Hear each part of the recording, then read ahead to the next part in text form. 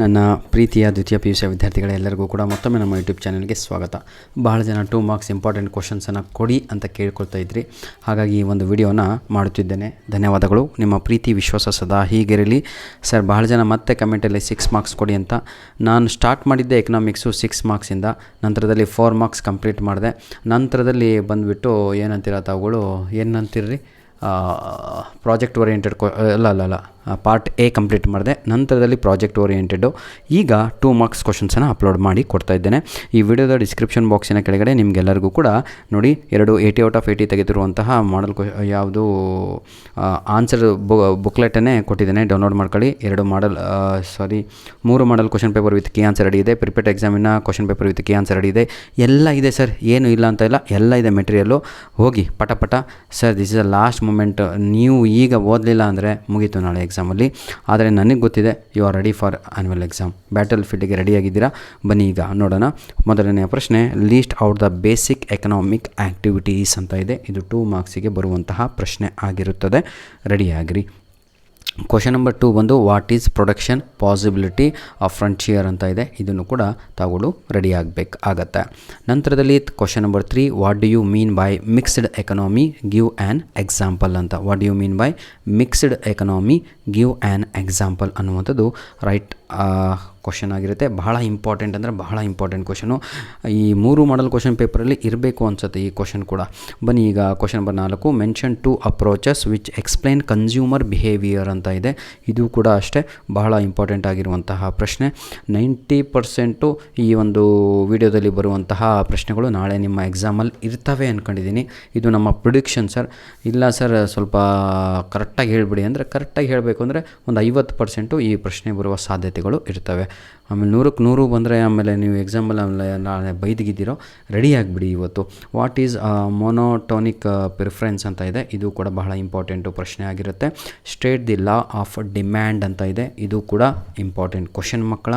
Question number 7, what do you mean by price elasticity of demand, writes its formula ಅಂತ ಇದೆ.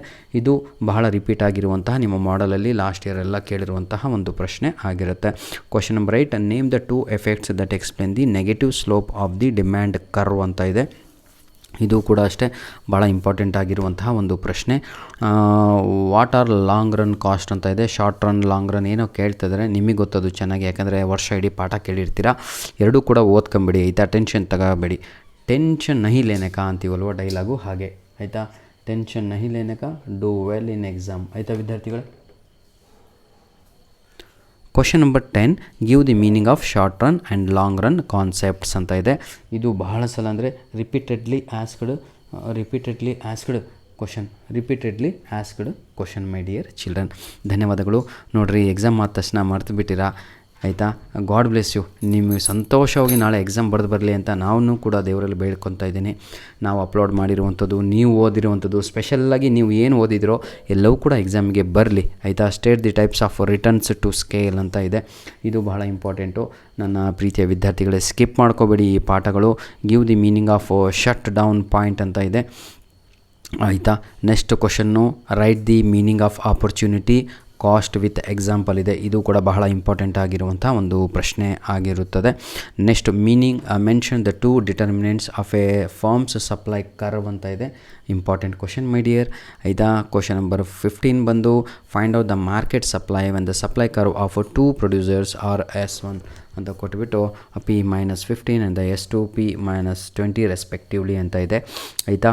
ಇದರಲ್ಲಿ ಸ್ವಲ್ಪ value change ಮಾಡ್ಬೋದು. ಅವನು ಕ್ವಶನ್ ಅಂತೂ ಸೇಮ್ ಇದ್ದೇ ಇರುತ್ತೆ ಮಕ್ಕಳ. ರೆಡಿಯಾಗಿ ಆಯಿತಾ. ತಾವುಗಳು ಮರಿಬೇಡಿ.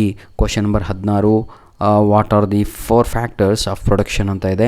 ಮೆನ್ಷನ್ ದರ್ ರಿವಾರ್ಡ್ಸ್ ಅಂತ. What are the 4 factors of production, mention their rewards ಅನ್ನುವಂಥದ್ದು ಪ್ರಶ್ನೆ. Question number 17, state 3 methods of measuring GDP ಅಂತ ಇದೆ. ನ್ಯಾಷನಲ್ ಇನ್ಕಮ್ ಅಂತ GDP ಅಂದರೆ ಆಯಿತಾ. ಬಹಳ ಇಂಪಾರ್ಟೆಂಟ್ ಆಗಿರುವಂತಹ ಒಂದು ಪ್ರಶ್ನೆ. Question number 18, give the meaning and accumulation and deaccumulation of inventory ಅಂತ ಇದೆ. ಮಕ್ಕಳೇ ರೆಡಿಯಾಗಿ, ನಾನು ಹೇಳ್ತೀನಲ್ವ, ಇವತ್ತು ರೆಡಿಯಾಗಿಬಿಡಿ. ಈ ಕಡೆ ಬುಲೆಟು ಇಟ್ಕೊಳ್ಳಿ, ಈ ಕಡೆ ಗನ್ ಮಿಷಿನ್ ಇಟ್ಕೊಳ್ಳಿ, ಈ ಕಡೆ AK-47 ತಗೊಳ್ಳಿ, ರೈಫಲು ತಗೊಳ್ಳಿ, ಬಾಂಬು ಇಟ್ಕೊಳ್ಳಿ, ಬರೋದು ಎಲ್ಲದೂ ಇಟ್ಕೊಂಡು ಯುದ್ಧಕ್ಕೆ ಹೋಗಬೇಕು. ಹೆಂಗೆ ಹೋಗಬೇಕು ಅಂದರೆ ಅಪೋನೆಂಟ್ ಪಾರ್ಟಿ ಯಾವ ರೀತಿಯಾಗಿ ಒಗಿತಾ ಇರ್ತಾನೋ ಅದಕ್ಕೆ ಸಮನಾಗಿ ತಾವುಗಳು ಒಗಿತಾ ಇರಬೇಕು. ನಾನು ಬರೀ MCQ ಕಲ್ತಿದ್ದೆ ಸರ್, ಅಯ್ಯೋ ದೇವ್ರೆ ಸರ್ ನಾನು ಈ ಪಾಠನೇ ಓದಿರಲಿಲ್ಲ ಸರ್ ಅಂತ ರೀಸನ್ನು ನಿಮ್ಮ ಪ್ರಶ್ನೆ ಪತ್ರಿಕೆ ಕೇಳಲ್ಲ. ನಿಮ್ಮ ಪ್ರಶ್ನೆ ಪತ್ರಿಕೆ ಆಲ್ ಓವರ್ ಕರ್ನಾಟಕ ಒಂದೇ ಆಗಿರುತ್ತೆ. ಓದಿದವನಿಗೂ ಒಂದೇ, ಓದ್ಕೊಂಡು ಬರದೇ ಇರೋನಿಗೂ ಒಂದೇ, ಓದ್ಕೊಂಡು ಫುಲ್ಲು ಜಾಸ್ತಿ ಓದ್ಕೊಂಡು ಹೋದವನಿಗೂ ಅದೇ ಕ್ವಶನ್ ಪೇಪರು, ಸ್ವಲ್ಪ ಓದ್ಕೊಂಡು ಹೋದವನಿಗೂ ಅದೇ ಕ್ವಶನ್ ಪೇಪರು, ಸ್ಮಾರ್ಟ್ ವರ್ಕ್ ಮಾಡಿ ಎಕ್ಸಾಮಿಗೆ ಏನು ಬರುತ್ತೆ ಅಂತ ಟಾರ್ಗೆಟ್ ಮಾಡಿ ಓದ್ಕೊಂಡು ಹೋದವನಿಗೂ ಅದೇ ಕ್ವಶನ್ ಪೇಪರ್. ಅದರಲ್ಲಿ ಕ್ಲಿಕ್ ಆಗುವಂಥದ್ದು ನಿಮಗೆ ಬಿಟ್ಟಿರುವಂಥದ್ದು.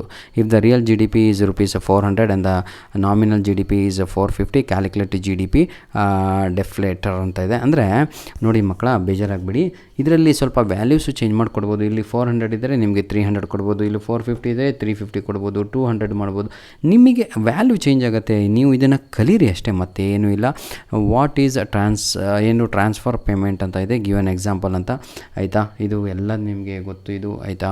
ಇವೆಲ್ಲ ದಿನನಿತ್ಯ ಮಾಡುವಂಥ ಕೆಲಸಗಳು. What do you mean by externalities mention its 2 types ಅಂತ ಇದೆ.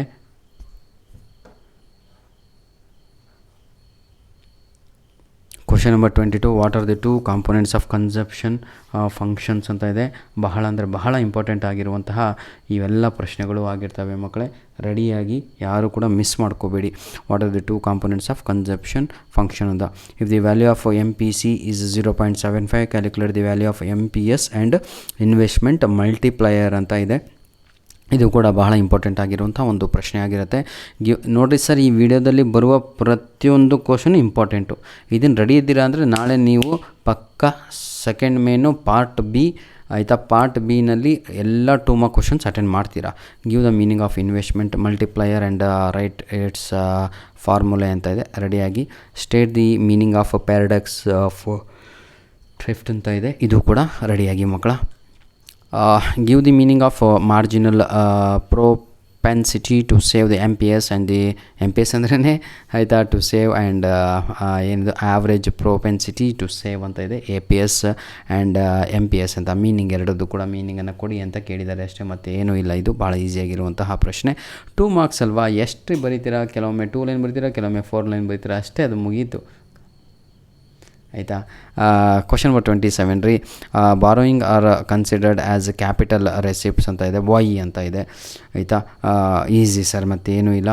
Question number 28, why the proportional income tax ads as automatic stabiliser ಅಂತ ಇದೆ. ಇದು ಕೂಡ ಅಷ್ಟೇ ಇಂಪಾರ್ಟೆಂಟ್, ಅಂದರೆ very important question.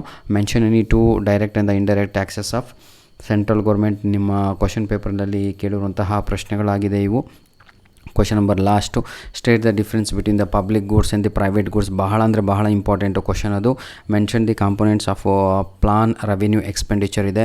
Really very important question my dear children. ಧನ್ಯವಾದಗಳು. ನಿಮ್ಮ ಪ್ರೀತಿ ವಿಶ್ವಾಸ ಸದಾ ಹೀಗಿರಲಿ. ಕೊನೆಯದಾಗಿ ಒಂದು ಮಾತನ್ನು ನಾನು ಹೇಳಲಿಕ್ಕೆ ಬಯಸ್ತೇನೆ ಕನ್ನಡ ಮೀಡಿಯಮ್ ಹಾಗೂ ಇಂಗ್ಲೀಷ್ ಮೀಡಿಯಮ್ ಮಕ್ಕಳಿಗೆ. Please give more time, please give more importance to 3 model question papers. Along with that ಅದರ ಜೊತೆಗೆ 2 preparatory exam question papers. 80 out of 80 ಬೇಕು ಅಂದರು. ಅದ್ರ ಜೊತೆಗೆ ಇದೇ ವಿಡಿಯೋದ ಡಿಸ್ಕ್ರಿಪ್ಷನ್ ಬಾಕ್ಸಿನ ಕೆಳಗಡೆ 3 ಎಕ್ಸ್ಟ್ರಾ ಕ್ವಶನ್ ಪೇಪರನ್ನು ನಾನು 6 ದಿನಗಳಿಂದ ಕೊಡ್ತಾ ಇದ್ದೇನೆ, 4 ದಿನಗಳಿಂದ. ಅದನ್ನು ಕೂಡ ರೆಡಿ ಆದರೆ 80 ಔಟ್ ಆಫ್ 80 ಹೊಡೆದೇ ಹೊಡಿತೀರ. ಯಾವನು ಫೇಲ್ ಆಗಲ್ಲ, ಇಷ್ಟಂತೂ ಬರೆದಿಟ್ಕೊಳ್ಳಿ. ಧನ್ಯವಾದಗಳು ವಿದ್ಯಾರ್ಥಿಗಳೇ. God bless you all.